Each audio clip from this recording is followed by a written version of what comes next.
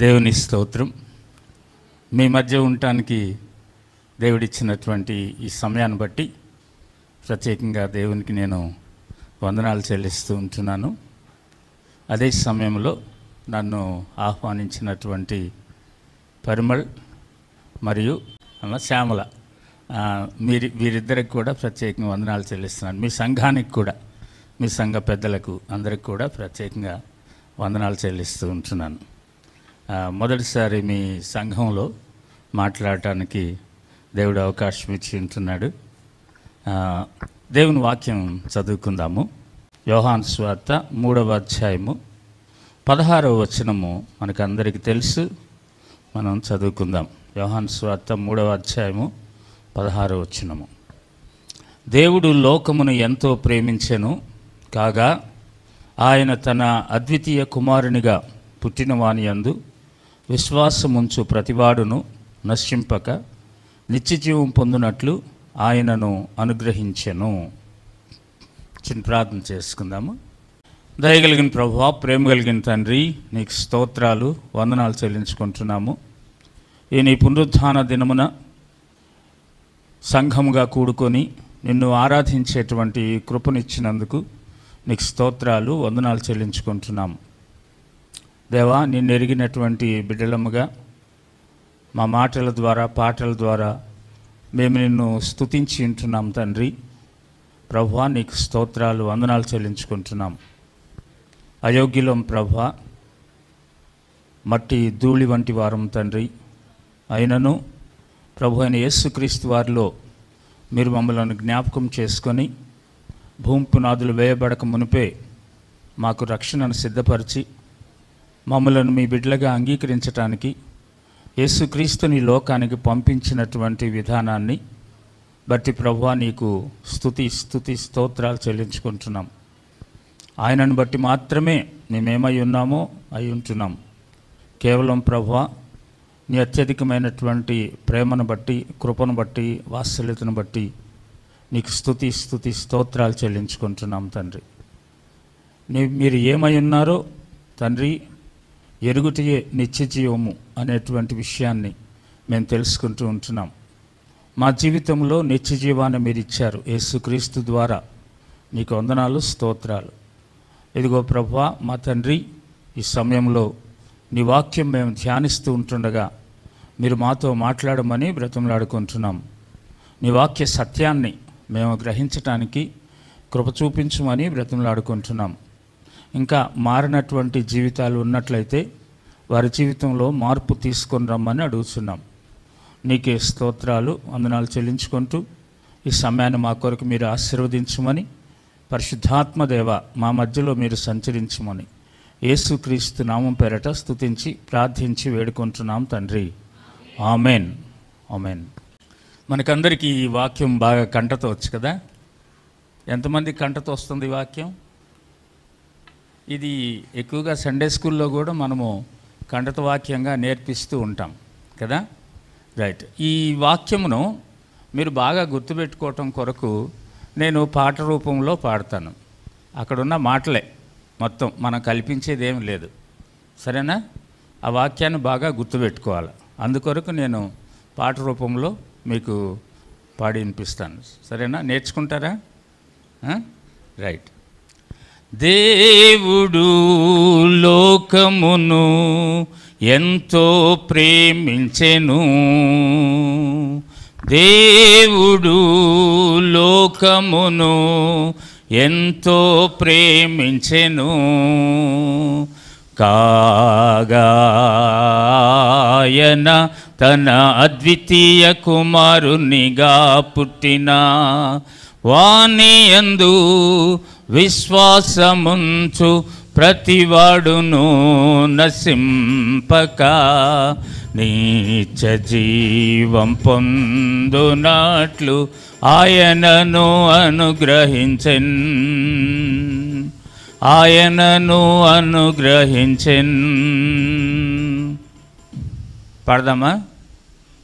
దేవుడు లోకమును ఎంతో ప్రేమించెను,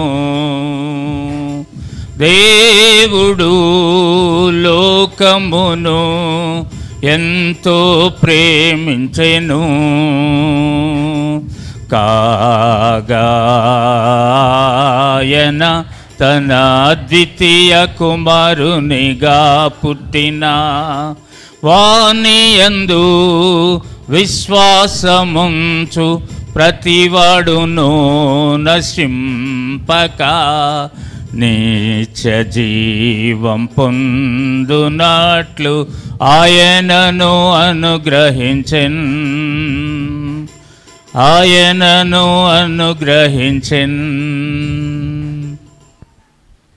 అప్పుడే రాదు కదా, తర్వాత మరొకసారి పాడుకోవటానికి ప్రయత్నం చేద్దాం. రైట్. ఎక్కువగా ఈ దినాల్లో మనము ఈ యొక్క క్రిస్మస్ దినములను అనగా యేసుక్రీస్తు యొక్క జన్మదినమును జ్ఞాపకం చేసుకుంటూ ఉంటున్నాం మనం. అయితే చాలామంది ఏమంటారంటే ఈ డిసెంబర్ 25న యేసు ప్రభు వారు పుట్టలేదు, ఈ క్రైస్తవులందరూ కూడా పాపం చేస్తున్నారు, ఈ క్రైస్తవులందరూ కూడా చాలా సంఘాలు ఈ 25న క్రిస్మస్ దినమును జరుపుకుంటున్నారు, ఒట్టిదే అని అంటారు. నిజమై ఉండొచ్చు, బైబిల్లో ఎక్కడ మనకి రాయబడి ఉండలేదు. కానీ యేసుప్రభు వారు పుట్టాడా లేదా? పుట్టాడా? అది సత్యమే కదా. కాబట్టి అది ఎప్పుడైనా ఆచరించవచ్చు, మనం ఎప్పుడైనా జ్ఞాపకం చేసుకోవచ్చు మనం. అది డిసెంబర్ 25 మాత్రమే కాదు, క్రైస్తవ జీవితంలో యేసుప్రభు వారు ఎల్లప్పుడూ ఉన్నాడు. ఆయన మనతో ఎల్లప్పుడూ ఉండటానికి ఈ లోకంలోనికి శరీరాన్ని ధరించి వచ్చాడు ఆయన. కాబట్టి పుట్టాడా లేదా కాదు, పుట్టాడు ఆయన 25న పుట్టాడా లేదా నీకు అనవసరం. అయితే కొంతమందిని ఇప్పుడు ఇక్కడ కూర్చున్న వాళ్ళల్లో మీ పుట్టినరోజు ఎప్పుడంటే చెప్తారా? అందరు చెప్తారా? నేను స్కూల్ టీచర్గా పనిచేసినప్పుడు స్కూల్లో పిల్లల్ని చేర్పించేటప్పుడు కొంతమంది తల్లిదండ్రులు అరే మరి ఎప్పుడు పుట్టాడయా చెప్పు అని అంటే, అప్పుడయ్యా మేము శనక్కాయలకు వస్తున్నామయ్యా, అప్పుడు పుట్టాడు చూడు అంటాడు. మరి డేట్ ఎప్పుడు వేయాలి? నేను అప్లికేషన్ పూర్తి చేసేటప్పుడు లేదు లేదయ్యా శనక్కాయలు కాదు అప్పుడు మేము మిరపకాయలకు వస్తున్నాం అంటాడు. అంటే ఎట్లా గుర్తుపెట్టుకోవాలి అంటే, నేను ఎందుకు చెప్తున్నా అంటే చాలామందికి వాళ్ళ డేట్ ఆఫ్ బర్త్ తెలియదు. అంత మాత్రం వాడు పుట్టలేదు అంటామా? అనలేం కదా. అంత మాత్రం వాడు పుట్టలేదు అంటామా? పుట్టాడు, వాడు మన ఎదుట ఎరుగుతున్నాడు కదా. యేసుక్రీస్తు వారు కూడా ఈ లోకంలో జన్మించాడనేటువంటి చరిత్ర ఆధారము ఉన్నదన్నమాట. చరిత్రలో ఆయన చరిత్రను 2 భాగాలుగా చేసినటువంటి వ్యక్తి ఆయన. క్రీస్తుకు పూర్వము, క్రీస్తు శకము. అనగా క్రీస్తు తర్వాత చెప్పబడేటువంటి విషయాలన్నిటికి కూడా క్రీస్తు శకము అని చెప్తూ ఉంటాం. క్రీస్తుకు పూర్వం అని ఇంతకుముందు జరిగినటువంటి విషయాలు, యేసుక్రీస్తు పుట్టకముందు జరిగినటువంటి చెప్తాం. బుద్ధుడు ఉన్నాడు, బుద్ధుడు యేసుక్రీస్తుకు పూర్వం ఉన్నటువంటి ఆయన. కాబట్టి బుద్ధుని గురించి చెప్పేటప్పుడు మనము ఖచ్చితంగా క్రీస్తుకు పూర్వము పలానా సంవత్సరంలో, ఎందుకంటే చదువుకున్న వాళ్ళు ఉంటే మీరు కాలేజీలో కానీ స్కూల్లో కానీ హిస్టరీ చదివేటప్పుడు హిస్టారికల్ థింగ్స్ మనం తెలుసుకునేటప్పుడు ఖచ్చితంగా డేట్ చెప్పాలని అంటే క్రీస్తుకు పూర్వము, క్రీస్తు తర్వాత అని చెప్తాం మనం. అయితే ఈ మధ్య కాలంలో క్రీస్తుకు పూర్వము అని అనకుండా కొంతమంది దాన్ని మార్చేశారనమాట. ఏమన్నారంటే క్రీస్తు అని చెప్పడం ఎందుకు, అసలు ఆయన లేడు అని అంటే మనము అనేటువంటి ఉద్దేశంతో వాళ్ళు ఏం చేశారంటే సిఈ అంటే ఇంగ్లీష్లో మనము ఏడి అంటేనేమో క్రీస్తు తర్వాత యానో డొమైని అంటారు. ఏడి అంటే క్రీస్తుకు పూర్వాన్ని ఏమంటాం మనం, బీసీ అంటాం, బిఫోర్ క్రైస్ట్ అంటున్నాం అనమాట. బిఫోర్ క్రైస్ట్ అని అనకుండా సిఈ అన్నారు, కామన్ ఇరా అన్నారు అనమాట. అంటే యేసుక్రీస్తు దాంట్లో కనపడ్డాక కాబట్టి అట్లా కామన్ ఇరా అన్నారనమాట. అంటే క్రీస్తుకు పూర్వం అనే చెప్పాలి ఎవడన్నా చెప్పేటప్పుడు. నీ డేట్ ఆఫ్ బర్త్ ఎప్పుడనంటే క్రీస్తు శకంలో చెప్తాం మనం. క్రీస్తుకు పూర్వం పుట్టిన వాళ్ళు ఎవరు లేరు కదా ఈ లోకంలో. కాబట్టి ఎవడైనా కానీ ఇప్పుడు ఉన్నటువంటి వాళ్ళు నీ డేట్ ఆఫ్ బర్త్ చెప్పండి అంటే క్రీస్తు శకము ఫలానా అని చెప్తాం. అవునా? నేను 58వ సంవత్సరం 1958వ సంవత్సరం జనవరి 28న పుట్టా. నేను డేట్ ఆఫ్ బర్త్ చెప్పేటప్పుడు ఏమని చెప్తాను, క్రీస్తు శకము జనవరి 28, 58వ సంవత్సరము అని చెప్తాను నేను. వింటున్నారా? కాబట్టి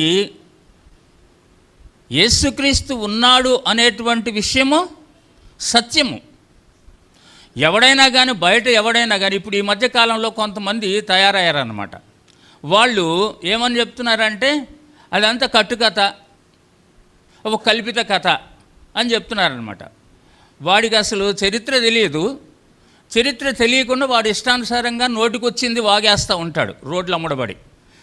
వాళ్ళ మాటలు మనం నమ్మనక్కర్లేదు, మనం విశ్వాసాన్ని మనం కించపరుచుకోనక్కర్లేదు. యేసయ్య ఉన్నాడు, యేసుక్రీస్తు వారు ఉన్నాడు అనేటువంటిది సత్యం. కాబట్టి ఈ సమయంలో యేసు ప్రభు వారు ఎప్పుడు పుట్టాడు అని అంటే మనకు బైబిల్ ఆధారాలు ఉన్నాయి ఎప్పుడు పుట్టాడు అనేది. లూకా సువార్తలో చూడండి, లూకా సువార్త 2వ అధ్యాయం, లూకా సువార్త 2వ అధ్యాయం, లూకా సువార్త 2వ అధ్యాయం. ఆ దినములలో సర్వలోకమునకు ప్రజాసంఖ్య వ్రాయవలనని కైసరు ఔగుస్తు వలన ఆజ్ఞ ఆయను. యేసు ప్రభు వారు పుట్టినటువంటి సందర్భంలో అనగా ఆ దినములలో, యేసు ప్రభు వారు పుట్టినటువంటి దినములలో ఎవరు పరిపాలిస్తున్నారు? ప్రపంచ అధినేతలుగా ఉంటున్నటువంటి రోమన్ సామ్రాజ్యం ఉంటుందన్నమాట. అంటే ప్రపంచం మొత్తం మీద వాళ్ళ రాజ్యము చాలా చోట్ల విస్తరించి ఉన్నటువంటిది అన్నమాట. అనగా కేవలం అదేదో ఇస్రాయేల్ రాజ్యానికి సంబంధించినటువంటి విషయం కాదు ఇది. రోమన్స్ అని అంటే రోమియోలు పరిపాలించారు అని అంటే ఒకప్పుడు వాళ్ళు ప్రపంచ అధినేతలుగా ఉన్నారు. మనకు తెలుసు అలెగ్జాండర్ చక్రవర్తి రోమన్ చక్రవర్తి అనమాట. ఆయన గురించి మనకు తెలుసు కాబట్టి అవన్నీ చెప్పనక్కర్లేదు ఇప్పుడు. కాకపోతే ఇక్కడ మనం గుర్తు చేసుకుంటున్నటువంటి విషయం ఏంటంటే ఆయన అనగా ఈ లోకంలో యేసుప్రభు వారు పుట్టినప్పుడు కొంతమంది పరిపాలిస్తున్నటువంటి వాళ్ళని జ్ఞాపకం చేసుకోవచ్చు మనం. కాబట్టి అప్పుడు ఎవరు పరిపాలిస్తున్నారంటే కైసర్ ఔగుస్తు అని ఇక్కడ ఉంది, అంటే సీజర్ అగస్టస్. ఎవరు? ఇంగ్లీష్లో మీరు చూస్తే సీజర్ అగస్టస్ అని ఉంటుంది అనమాట. అంటే ఆయన పేరు అది రోమా చక్రవర్తి అనమాట, ప్రపంచ అధినేతగా ఉంటున్నటువంటి వాళ్ళు అనమాట. అయితే ఆ సమయంలో ఏమని ఉంది అక్కడ?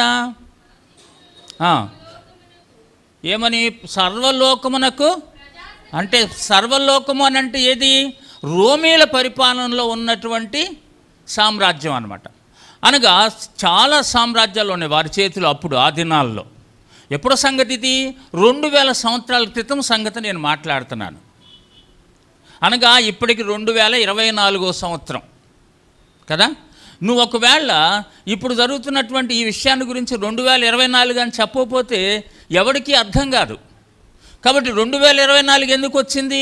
యేసు ప్రభు వారు పుట్టిన తర్వాత మాత్రమే వచ్చిందనమాట. యేసు ప్రభు వారు పుట్టక మునుపు విషయాలు కూడా ఉన్నాయి, అవి చెప్పేటప్పుడు కూడా క్రీస్తు పూర్వం అని చెప్తుంటారు. అందుకని ఇక్కడ రోమీలు పరిపాలిస్తూ ఉంటున్నారనమాట.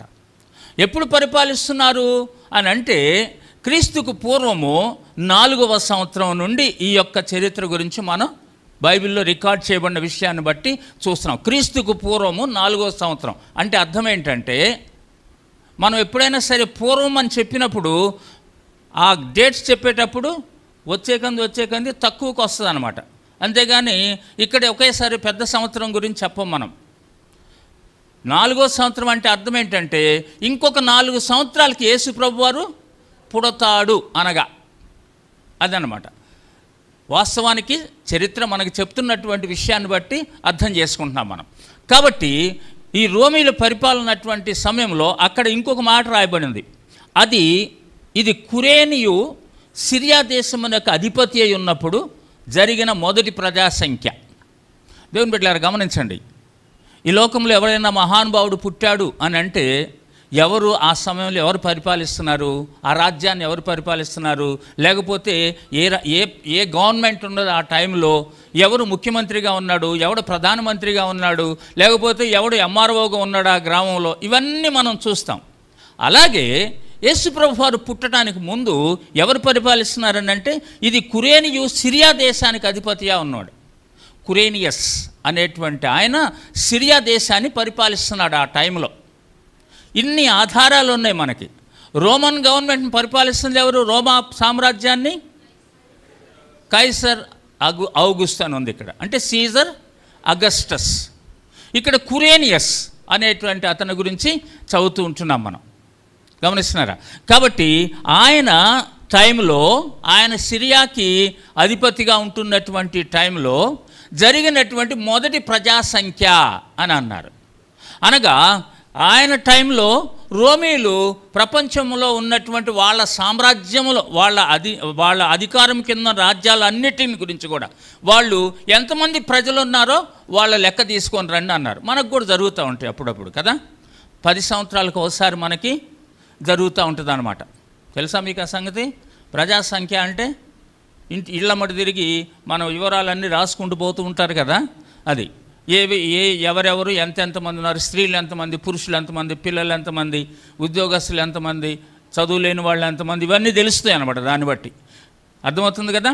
కాబట్టి ఈ ప్రజాసంఖ్య రాస్తూ ఉన్నారు ఆ దినాల్లో. అది రోమన్ గవర్నమెంట్ కింద ఉన్న రాజ్యాలన్నిటికీ అన్నమాట. గమనించండి, ఆ టైంలో అక్కడ మనం చదువుతున్నాం, యోసేపు దావీదు వంశములోను గోత్రములను పుట్టినవాడు గనుక తనకు భార్యగా ప్రదానం చేయబడి గర్భవతి అయి ఉండిన మరియతో కూడా ఆ సంఖ్యలో వ్రాయబడ్డ గల్లీలోని నజరేతు నుండి యూదయలోని బెత్లెహేము అనబడిన దావీదు ఊరికి వెళ్ళాను. నజరేతులో ఎందుకుంటున్నాడు ఈయన అని అంటే, ఎక్కువ భాగం యోసేపు నజరేతులోనే జీవించాడు. అందుకని యేసయ్యను కూడా నజరేయుడైన యేసు అన్నారు. యేసు ప్రభువారు పుట్టిన తర్వాత కూడా వాళ్ళు నజరేతులో జీవించారన్నమాట. ఇక్కడ దావీదు వంశములో యోసేపు పుట్టాడు. దావీదు వంశం అంటే దావీదు ఎవరు దావీదు? చిన్నపిల్లల్ని అడిగితే ఏమంటారు? దావీదు గొల్యాతు స్టోరీ చెప్తారు కదా వాళ్ళకి మీరు, అదే గుర్తు వస్తుంది వాళ్ళకి. దావీదు అంటే ఎవరన్నంటే ఒడిసెలు పెట్టి తిప్పి ఎవరిని చంపేశాడు? దావీదు గొల్యాతుని చంపేశాడు కదా, అదే గుర్తొస్తుంది మనకి. అనగా ఆయన 15 సంవత్సరాల వయసులోనే ఆ పని చేశాడు. అంటే ఇశ్రాయేల్ దేశాన్ని 3 రాజులు పరిపాలించారు. ఇశ్రాయేల్ అంటే 2 రాజ్యాలు కలిసి ఉన్నటువంటి దేశాన్ని అన్నమాట. కాబట్టి అక్కడ మొదట సౌలు రాజు పరిపాలించాడు 40 సంవత్సరాలు. ఆ తర్వాత దావీదు రాజు 40 సంవత్సరాలు పరిపాలించాడు. ఆ తర్వాత సొలొమోను రాజు 40 సంవత్సరాలు పరిపాలించాడు. చూస్తున్నారా? కాబట్టి దావీదు సంతానములో అనంటే రాజైనటువంటి దావీదు సంతానములో ఎందుకన్నారంటే, దావీదు యూదా గోత్రానికి చెందినటువంటి వాడు. మరి యూదా ఎవరు అనంటే యాకోబు కుమారులు 12 మంది కుమారుల్లో ఒకడనమాట. ఆ యూదా గోత్రముల నుండి వస్తాడనే ప్రవచనాలు నెరవేరవలసి ఉంటున్నవి. యేసుప్రభు వారు పుట్టుక అంతా కూడా, ఆయన పుట్టుక కానీ జీవితం కానీ లేకపోతే జనన మరణ పునరుద్ధానాలన్నీ కూడా ప్రవచనాలు సారాంశం అనమాట. ప్రవచనాలను బట్టి ఆయన జన్మించాడు, ప్రవచనాలను బట్టి జీవించాడు, ప్రవచనాలను బట్టి ఆయన శ్రమ పొందాడు, ప్రవచనాలను బట్టి మరణించాడు, ప్రవచనం బట్టి ఆయన తిరిగి లేచాడు అనేది చూస్తున్నాం. అలాగే ఆయన పుట్టుకను గురించి మాట్లాడుతుంటున్నప్పుడు ఆయన ఒక కన్యక గర్భంలో జన్మిస్తాడు అనేటువంటిది ముందుగా చెప్పబడింది. ఎక్కడ చెప్పబడింది అది? యెషయా గ్రంథంలో 9వ అధ్యాయంలో చూస్తాం మనం, 7వ అధ్యాయంలో చూస్తాం మనం. యెషయా గ్రంథం 7వ అధ్యాయంలో చూసినట్లయితే కన్యక గర్భవతి అయి కుమారుని కన్ను, అతనికి ఇమ్మానుయేలు అని పేరు పెడతారు. ఎప్పుడు వచనం ఇది? ఎప్పుడు రాశాడైనా అంటే యేసుప్రభు వారు పుట్టడానికి దాదాపు 700 సంవత్సరాలకు ముందే రాశాడనమాట. ఇంకా 700 సంవత్సరాలకి యేసుప్రభు వారు పుడతాడు అనంగా ముందే రాశాడనమాట. గమనించండి. కాబట్టి ప్రవచనం నెరవేరాలి అనేది చూస్తున్నాం. మీకా ఏం రాశాడంటే బెత్లెహేములో పుడతాడు అనేటువంటి విషయం రాశాడనమాట. కాబట్టి 2 ప్రవచనాలు నెరవేరాలి అని అంటే గమనించండి, ఇక్కడ అర్థం చేసుకోండి. అనగా కన్యక గర్భం నుంచి రావాలి, బెత్లెహేములో పుట్టాలి. ఈ 2 ప్రవచనాలు నెరవేరాలనంటే దేవుడు ఆ టైంలో రోమా ప్రభుత్వం ఉంటున్నప్పుడు ప్రజాసంఖ్య రాయటానికి దేవుడే అనుమతించాడనమాట. ప్రతి రాజు, ఏ రాజైనా సరే, ఏ దేశ రాజైనా సరే, ఏ దేశ అధిపతి అయినా సరే దేవుని యొక్క చెప్పు చేతల్లో నడవలసినదే అన్నమాట. అనగా వాడు అన్యరాజైనా కానీ మరి ఎవరైనా కానీ అన్నమాట, దేవుని యొక్క చెప్పు చేతల్లో దేవుని యొక్క మాట ప్రకారము నడవాల్సిందే.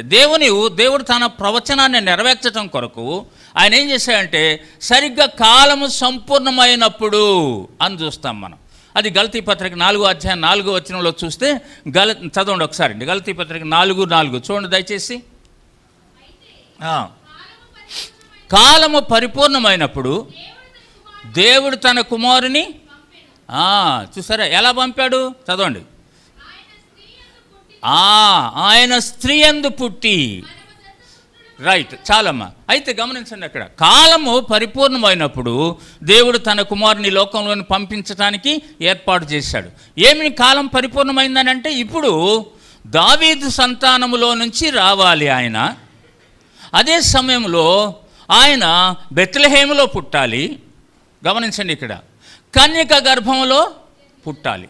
కాబట్టి దావీదు సంతానములో రావాలనంటే దావీదు సంతానములో, అప్పటికి దావీదు సంతానములో ఎవరెవరు ఉన్నారు అనేది మత్తయి రాస్తాడు. మీకు ఆ యొక్క కుటుంబాలు ఎవరెవరికి పుట్టారనేది రాసుకుంటూ వస్తాడనమాట.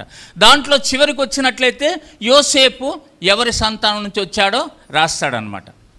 అందుకని ఈ యొక్క ప్రవచనం నెరవేరటం కొరకు దేవుడు ఏం చేశాడనంటే ప్రజాసంఖ్య వ్రాయించడానికి దేవుడు అనుమతించాడు. అదే సమయంలో యోసేపు నజరేతు పట్టణంలో ఉన్నాడు ఆ టైంలో. అయితే యోసేపు మరి ఏం చేయాలా?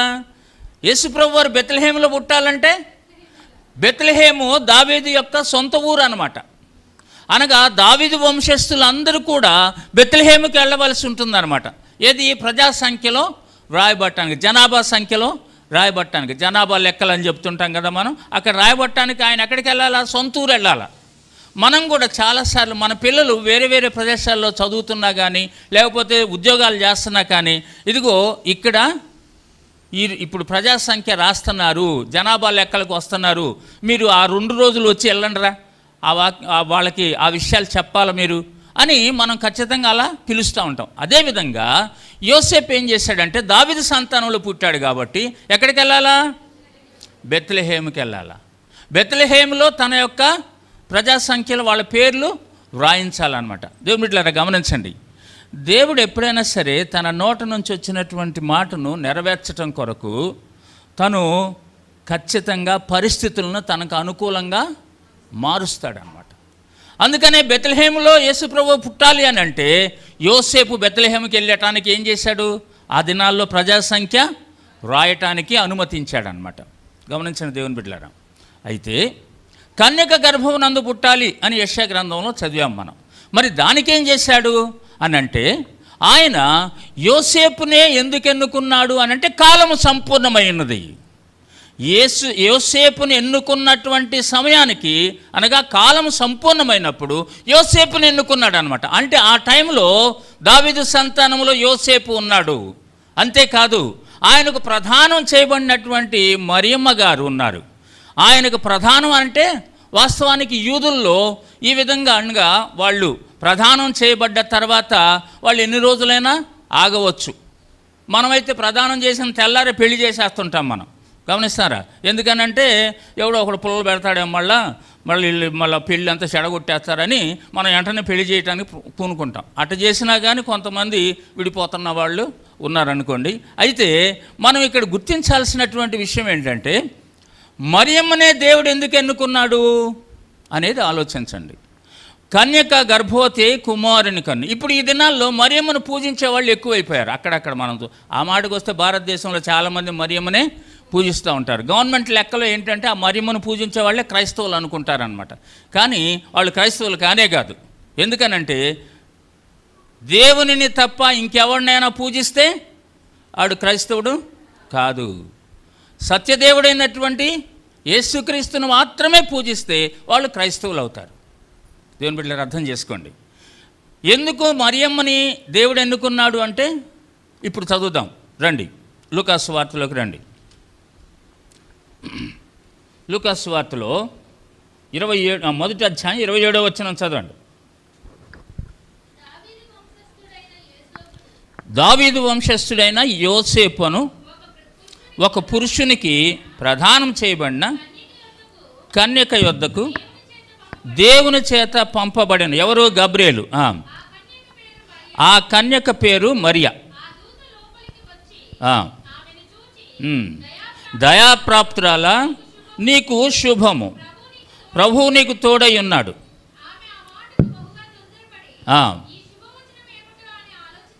ఇక్కడ గమనించండి, దయాప్రాప్తురాల, దేవుని దయను పొందిన దానవు నువ్వు. అనగా ఆ టైంలో చాలామంది మరియమ్మలు ఉన్నారు.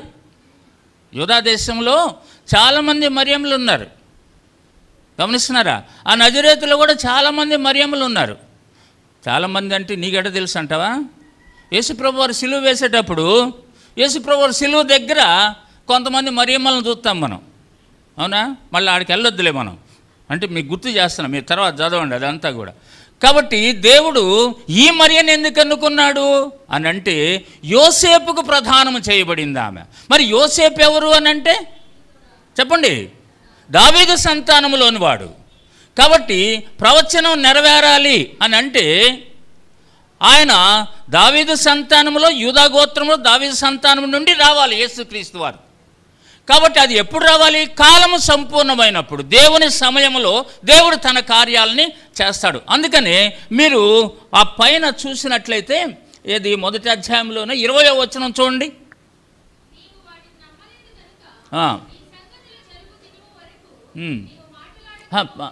ముందు చదవలేదురా నువ్వు.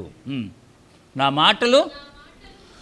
మాటలు వాటి కాలమందు. ఎవరికి చెప్తున్నాడు ఈ మాటలు? జకర్యాతో చెప్తున్నాడు దేవదూత ద్వారా.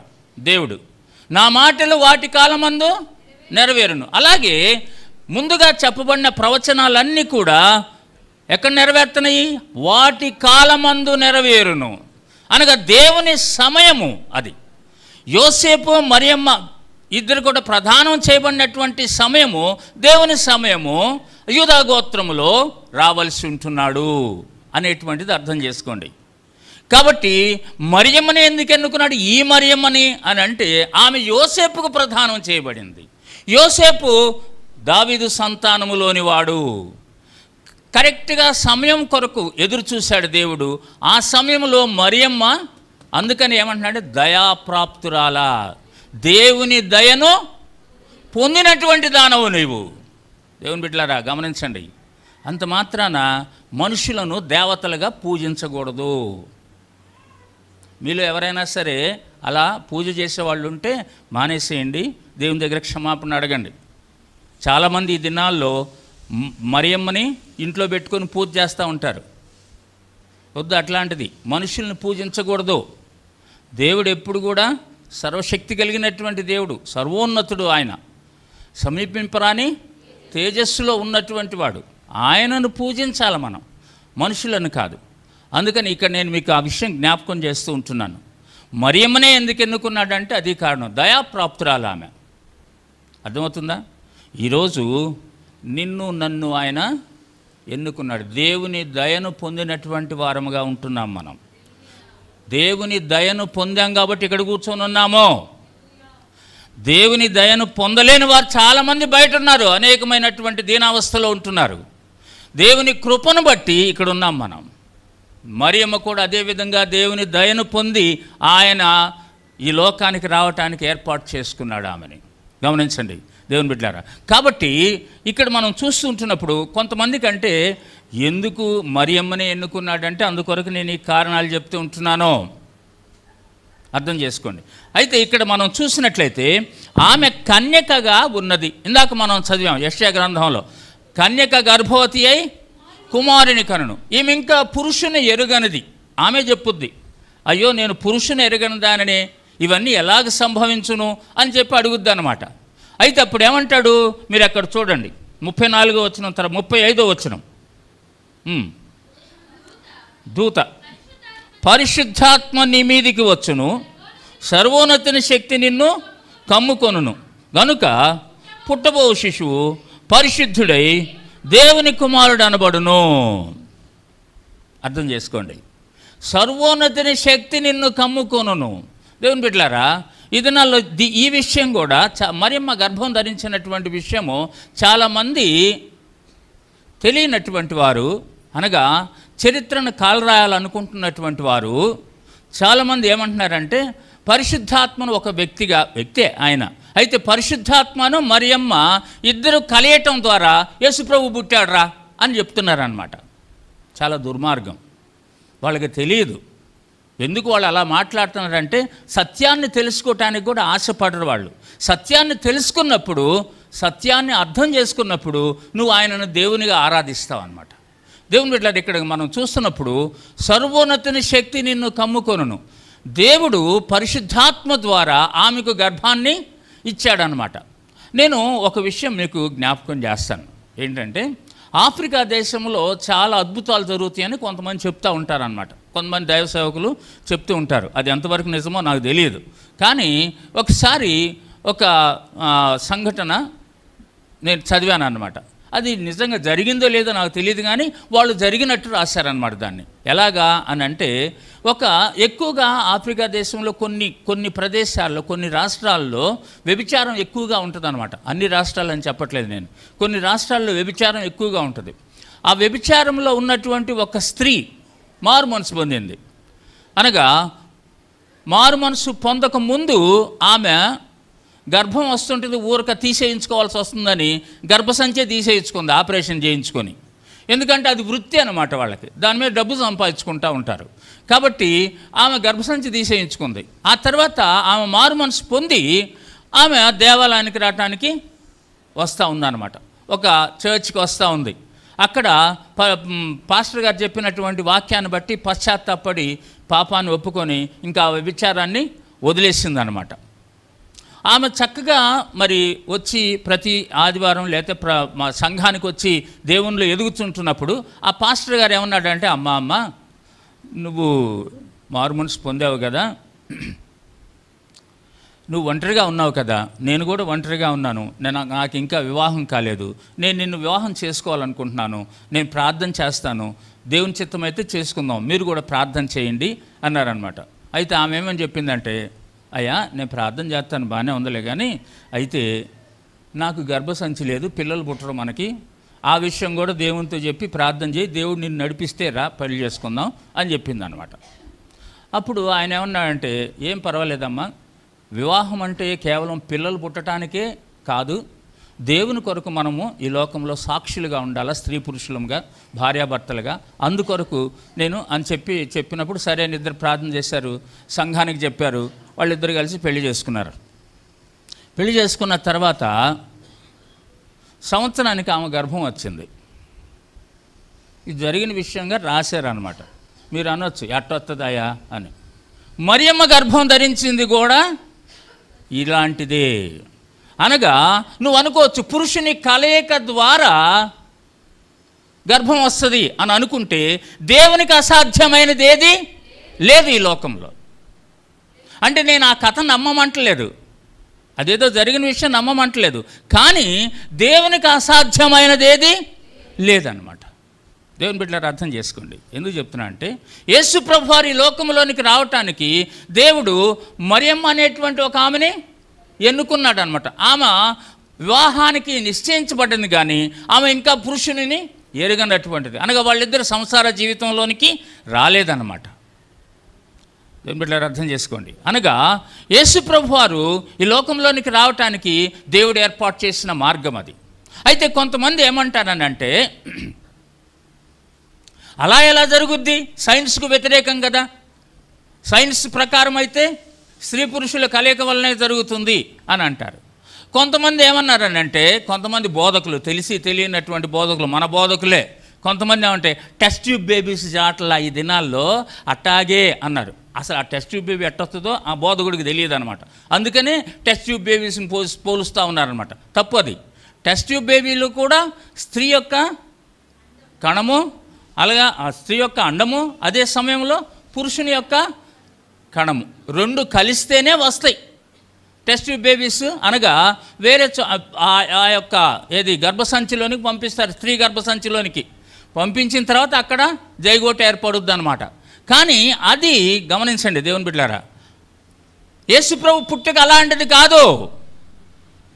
దేవుడు ఈ సృష్టిని అంతటినీ కలుగునుగాక అంటే కలిగిందనమాట. ఎలా కలిగింది? మాట ద్వారా కలిగింది.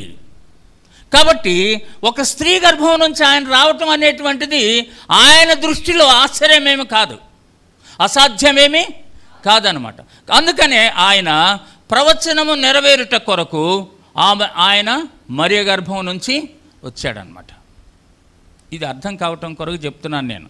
ఈ దినాల్లో ఉన్నటువంటి అనేకమైన బోధనలను బట్టి ఈ విషయాలు మీ ముందుకు తీసుకొని వస్తూ ఉంటున్నాను. దేవుని బిడ్డలారా అర్థం చేసుకోండి. కాబట్టి మరియమ్మని యేసు ప్రభువారు ఎన్నుకున్నాడు. ఆమె గర్భం నుంచి ఈ లోకంలోనికి రావటానికి ఇష్టపడ్డాడు. అది ఎందుకయ్యా అసలు? యాడో ఆయన ప్రత్యక్షమైపోయి ఆకాశం నుండి తనేదో ఆకారం అనుకొని వచ్చేస్తే గొడవ లేకుండా పోద్ది కదా? కాదు. దేవుడు ఎప్పుడు కూడా ఆ విధంగా మనిషికి అర్థం కాకుండా వచ్చే దేవుడు కాదు. ఆయన ఒక స్త్రీ గర్భం నుంచి వచ్చాడంటే మన ముందే ఎదిగాడు. ఆయన 33.5 సంవత్సరాలు మన మధ్యలో నివసించాడు. కాకపోతే మన ఊర్లో కాకపోవచ్చు, ఈ దంసలాపురంలో కాకపోతే ఆయన స్త్రీ గర్భం నుంచి వచ్చి 33.5 సంవత్సరాలు మన మధ్యలో భూ ప్రపంచం మీద తిరిగాడనమాట. అనేక మంది చూశారు, అనేక మంది తాకి చూశారు. ఆయనను తాకి చూసినటువంటి ఒక ఆయన భారతదేశం దాకా వచ్చాడు. ఆయన చనిపోయి తిరిగి లేచిన తర్వాత మరలా ఆయన గాయాల్లో ఏళ్ళు పెట్టి చూసినటువంటి ఆయన భారతదేశం దాకా సువార్తను తీసుకొని వచ్చాడు. ఎప్పుడు వచ్చాడు? ఆయన ఈ యొక్క క్రొత్త నిబంధన రాయక మునిపే వచ్చేసాడు. ఆయన 48వ సంవత్సరంలో వచ్చేసాడు. ఎవరైనా? తోమా గారు.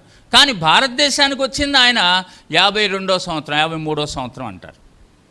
ఆయన మరి 48లో ఏడకొచ్చాడు? పాకిస్తాన్కి వచ్చాడు అనమాట. నేను ఎందుకు చెప్తున్నాను ఈ విషయాన్ని? బైబిల్ సత్యము, దేవుని వాక్యము సత్యము, యేసు ప్రభువారు ఉన్నాడు అనేది సత్యము. అది మీరు నమ్మటానికి చెప్తున్నాను నేను. గమనిస్తున్నారా? ఆయనను తాకి చూసినటువంటి వ్యక్తులు భారతదేశం దాకా వచ్చారు. ఆయన తోమా గారు పాకిస్తాన్కి వచ్చాడు. మొట్టమొదట తక్షశిల అనేటువంటి ప్రాంతానికి వచ్చాడనమాట ఆయన. అప్పుడు పంజాబ్ రాష్ట్రము అక్కడ ఉన్నది, భారతదేశంలో కూడా ఉన్నది. 2 పంజాబులు ఉన్నాయి మనకి. అనగా పాకిస్తాన్ అప్పుడు కలిసిపోయి ఉన్నటువంటిది. కాబట్టి ఆయన అక్కడికి వచ్చాడు. అప్పుడు గోండో పోరస్ అనేటువంటి, వింటున్నారు అందరూ? హరికథా కాలక్షేపం నాకుందా? చరిత్ర తెలుసుకోండి, అందుకు చెప్తున్నాను. మన విశ్వాసానికి ఆధారమైనటువంటిది.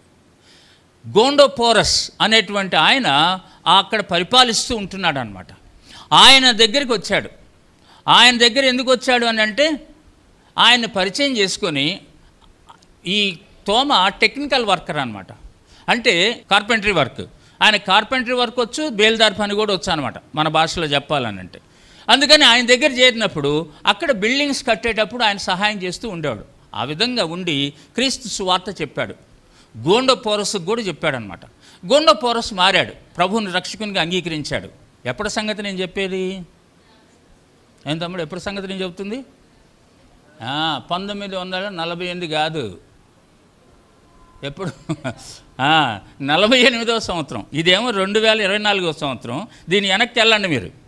అంటే 48వ సంవత్సరంలో జరిగిన విషయం చెప్తున్నాను మీకు. అయితే గమనించండి, ఎందుకు ఈ విషయాలు చెప్తున్నానంటే, దేవుని బిడ్డలారా, మనం సత్యాన్ని గ్రహించినప్పుడు తప్పకుండా మనము విశ్వాసములో బలపడతాము. కాబట్టి అంటే యేసు ప్రభు వారిని తాకి చూసినటువంటి వ్యక్తులు మన దేశంలో తిరిగారు అంటే ఎంత గొప్ప సంగతి అది. మన దేశంలో చంపబడ్డాడు ఆయన. ఎక్కడో కాదు, మన పక్క రాష్ట్రము. ఎక్కడ?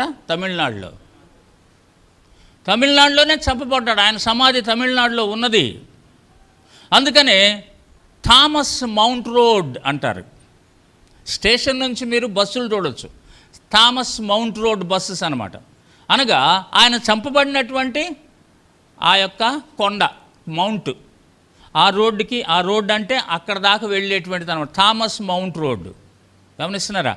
అయితే మన యొక్క సహోదరులు, అరే థామస్ కొట్టిపడేసేయండి, మౌంట్ రోడ్ అని అన్నది. ఎందుకని? చరిత్రను రూపుమాపటానికి కొంతమంది నాయకులు ప్రయత్నం చేస్తున్నారు. వాళ్ళ చేత కాదులే అది.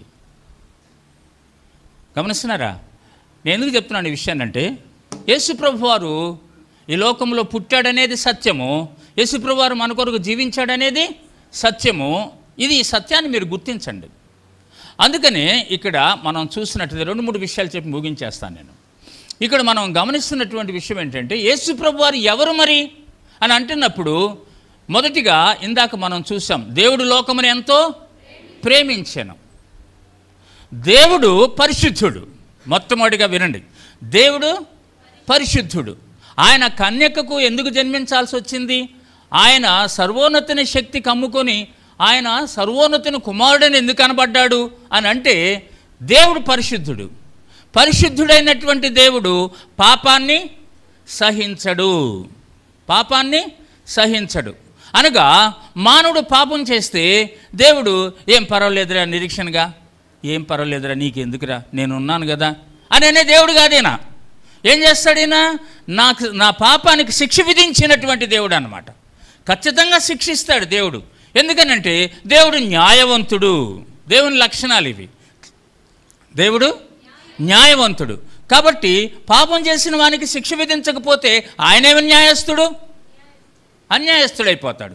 కాబట్టి ఏం చేశాడు? అన్యాయమును సహించే దేవుడు కాదు ఆయన. కాబట్టి ఆయన శిక్షించాడు మానవుని. పాపం వలన వచ్చు జీతము, నువ్వు పాపం చేయటం ద్వారా మరణం వచ్చింది. మరి ఆదాము చచ్చిపోలేదే పాపం చేస్తే? ఆదాము దేవునికి దూరం అయిపోయాడు. అదే మరణం అన్నమాట. ఆయనకి దేవుని సహవాసానికి దూరం అయిపోయాడు. తండ్రి అబ్బా అని పిలిచేటువంటి ఆ అధికారాన్ని కోల్పోయాడు అనమాట. ఇందాక మనం పాటలో పాడారు మీరు, అబ్బా తండ్రి అని పిలిచేటువంటి ఆ యొక్క అర్హతని ఎందుకు ఇచ్చాడు దేవుడు? యేసుక్రీస్తు ద్వారా ఇచ్చాడనమాట.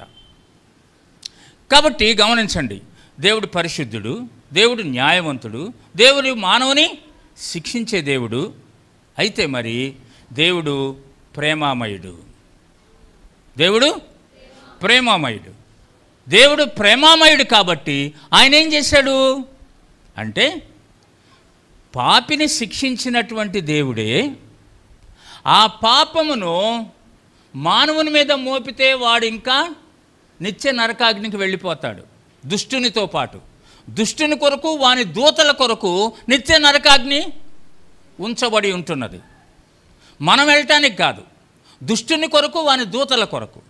ఒకవేళ మానవుడు రక్షింపబడకపోతే ఆ స్థితి నుంచి వానితో పాటు మానవుడు కూడా నిత్య నరకాగ్నికి వెళ్ళే ప్రమాదము ఉన్నది. అందుకని దేవుడు ఏం చేశాడంటే తన ప్రేమను కనుపరిచాడనమాట. తన ప్రేమను కనుపరిచాడు. ఎలా కనుపరిచాడు? దేవుడు లోకమును ఎంతో ప్రేమించెను. ఎలా ప్రేమించాడు?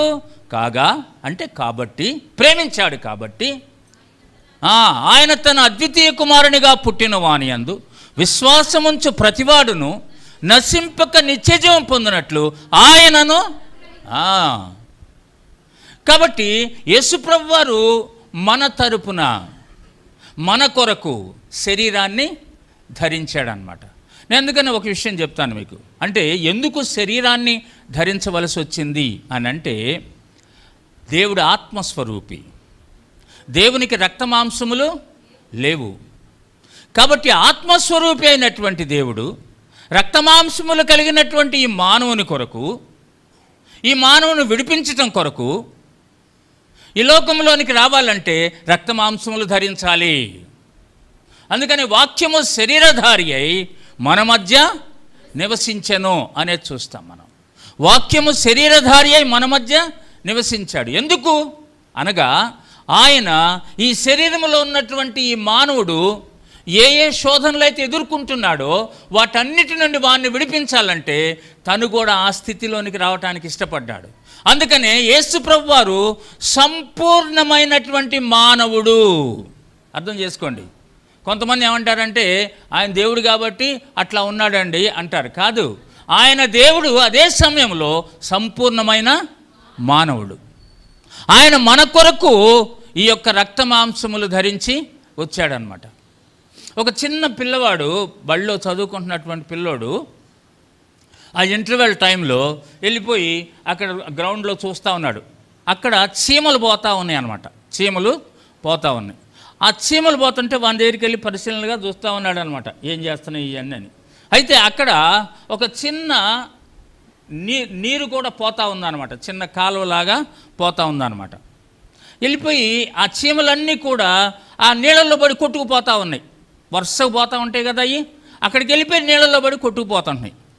వాడు అక్కడ నిల్చొని, ఏ చీమ చీమ నీళ్ళున్నాయి అక్కడ, నీకు అర్థం కావట్లేదా, ఎందుకు వెళ్తున్నావు అటు, ఓయ్ నువ్వు ఆగు ఆగు అని అంటున్నాడు అనమాట. వాటికి వినపడుతుందా? అంతలోకి టీచర్ గారు పరిగెత్తుకుంటూ వచ్చాడు. అరే ఏం చేస్తున్నావురా నువ్వు, ఏంద్రా ఎవరితో మాట్లాడుతున్నావురా అన్నాడు. సార్ చూడండి సార్, ఈ చీమలు చెప్పినా వినిపించుకోకుండా ఆ నీళ్ళల్లో పడిపోతూ ఉన్నాయి సార్, చచ్చిపోతున్నాయి సార్ అన్నీ అన్నాడన్నమాట. అరే, నువ్వు చీమవైతే వాడికి చెప్తే బాగుంటుందిరా, నువ్వేమో మనిషివి, నువ్వు వాడికి చెప్తే వాడికి ఎట్ట అర్థమవుతుందిరా అన్నాడనమాట.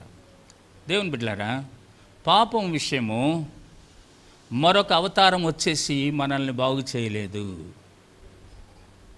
మన ఆకారములోనే దేవుడు రావాలి. అందుకనే దేవుడు శరీర ఆకారాన్ని ధరించాల్సిన అవసరత ఏర్పడింది. మనతో మాట్లాడాడా? మనతో మాట్లాడాడు, మన మధ్య జీవించాడు, మనకు బోధించాడు. గమనించండి. కాబట్టి ఆయన శరీరాన్ని ధరించాల్సిన అవసరత ఏర్పడింది. అయితే మరి సిలువలో ఎందుకు మరణించాడయా? ఈ యొక్క శరీరంలో ఉన్నటువంటి మానవులందరూ కూడా ధర్మశాస్త్రాన్ని నెరవేర్చుట లేదు. అనగా దేవుడు ధర్మశాస్త్రంలో ముందుగానే చెప్పాడు మోషే ద్వారా. ఏమని చెప్పాడు అని అంటే, ఎవడైనా సరే ధర్మశాస్త్రం నెరవేర్చకపోతే వాడు శాపగ్రస్తుడు. ద్వితీయోపదేశకాండంలో చూస్తాం, ఈ విషయాలన్నీ బోధిస్తాడనమాట మోషే.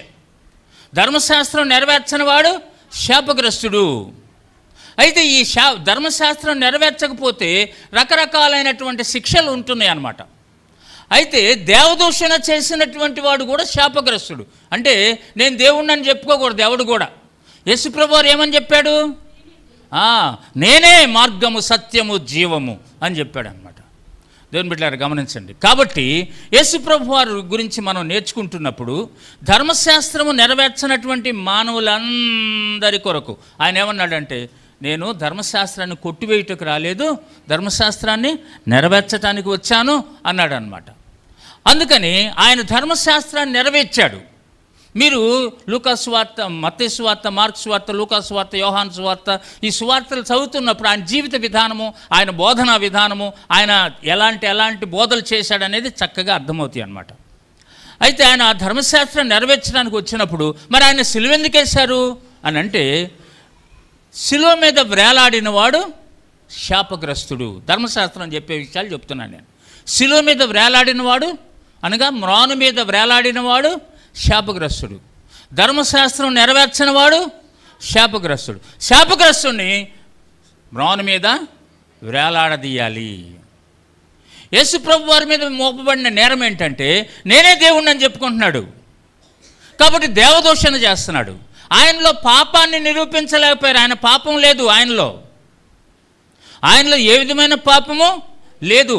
ఆయన పాపము చేయలేదు. పేతురు అంటాడు, ఆయన పాపము చేయలేదు, ఆయనలో ఏ విధమైన పాపము లేదు అంటాడు.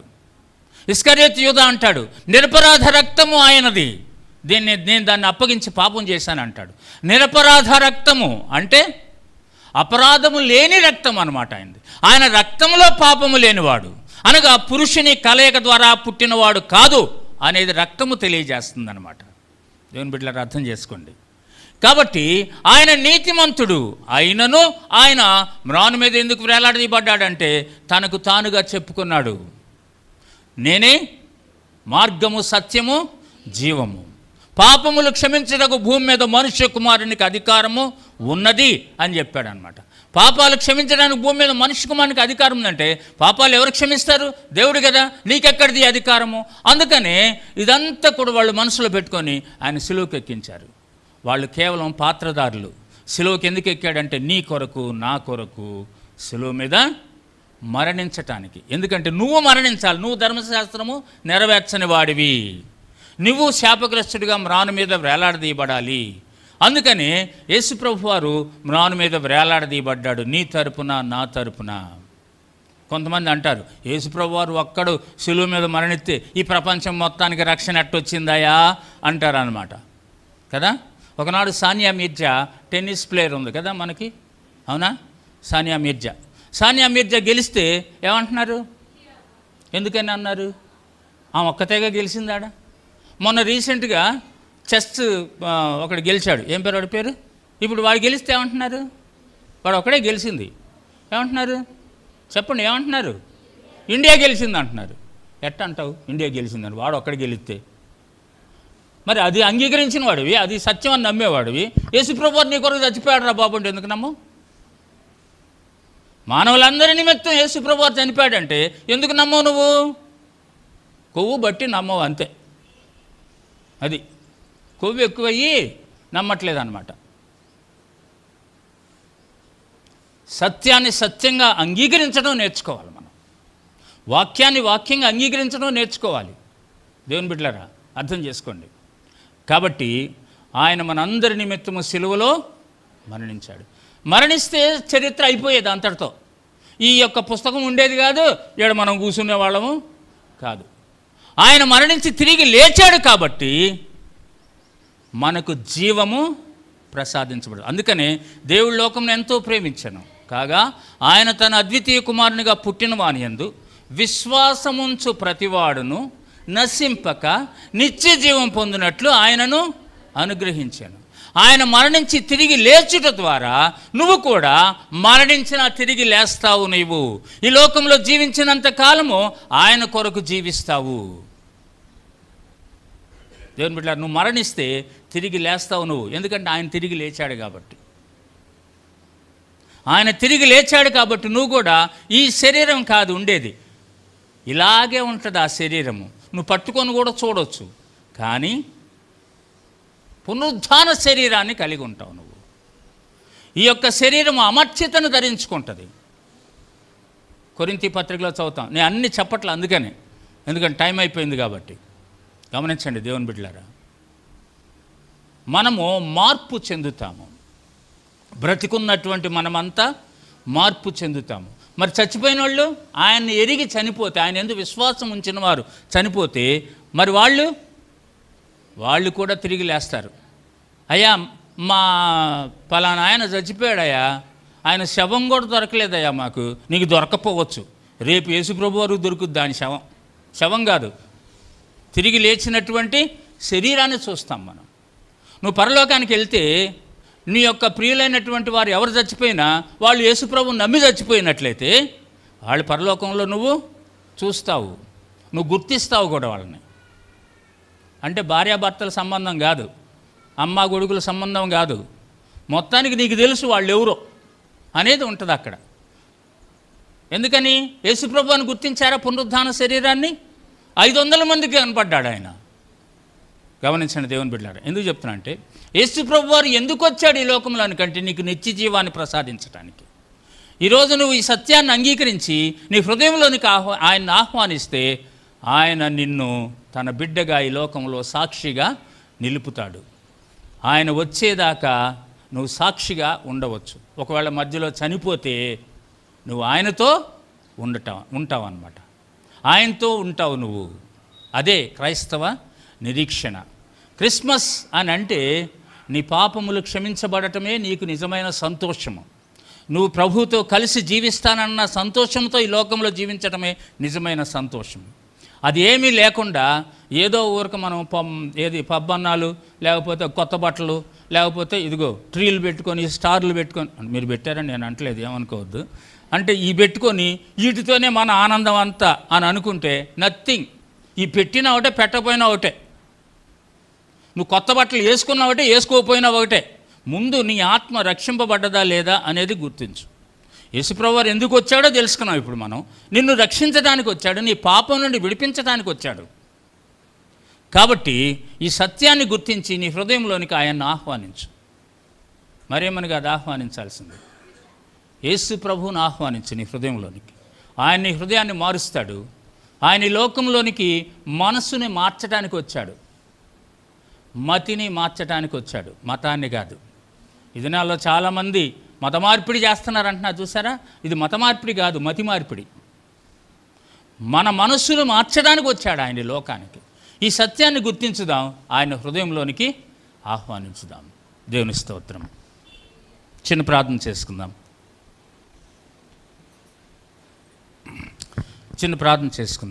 దయచేసి తల వంచి కళ్ళు మూసుకుందాం. ఒక్క నిమిషం మౌనంగా ఉండి విన్న వాక్యాన్ని హృదయంలో తలంచుకుంటూ, నిజంగా నువ్వు ప్రభువుని అంగీకరించావా? దేవుడు లోకంను ఎంతో ప్రేమించెను కాగా ఆయన తన అద్వితీయ కుమారునిగా పుట్టిన వాని యందు విశ్వాసం ఉంచి ప్రతివాడును నశింపక నిత్యజీవం పొందినట్లు ఆయనను అనుగ్రహించెను అనేది చూస్తున్నాము. కాబట్టి ఆయనను విశ్వాసంతో నువ్వు అంగీకరిస్తే, ఆయన మరణాన్ని పునరుత్థానాన్ని నువ్వు అంగీకరిస్తే నిత్యజీవము నీకు ప్రసాదించబడుతుంది. ఎల్లప్పుడూ ప్రభువుతో ఉండే గొప్ప భాగ్యం నీకు అనుగ్రహిస్తాడు దేవుడు. ఆయన హృదయంలోనికి ఆహ్వానించు. దయగల ప్రభువా, ప్రేమ కలిగిన తండ్రి, నీ బిడ్డలు వినినటువంటి వాక్యమును మననం చేసుకుంటూ ఎవరెవరైతే మిమ్మల్ని తన హృదయంలోనికి ఆహ్వానిస్తూ ఉంటున్నారో వారందరిని బట్టి నీకు వందనాలు, స్తోత్రాలు. ఇంకా ఎవరైనా హృదయాన్ని కఠినపరుచుకుంటే వారిని మార్చండి దేవా. నీ కృపలో జ్ఞాపకం చేసుకోండి. మీరు ఈ లోకానికి ఎందుకు వచ్చారనేటువంటి సత్యాన్ని కొన్ని విషయాల ద్వారా మేము వివరణగా తెలుసుకున్నాము. నీకు స్తోత్రాలు తండ్రి. మమ్మల్ని మీ చేతికి అప్పగించుకుంటూ యేసుక్రీస్తు నామం పేరట అడిగి వేడుకుంటున్నాం తండ్రి. ఆమెన్.